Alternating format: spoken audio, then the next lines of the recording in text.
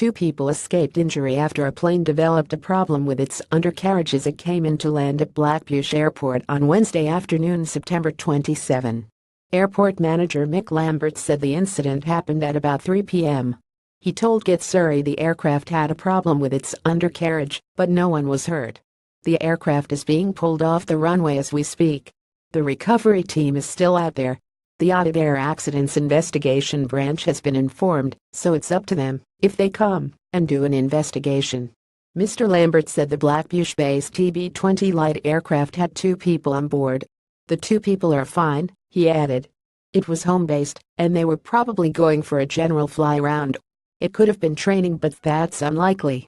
Mr. Lambert said there was minimal damage to the aircraft. Keep up to date with the latest news from around the county via the free Get Surrey app. You can set up your app to see all the latest news and events from your area, plus receive push notifications for breaking news. Available to download from the App Store or Google Play for Android.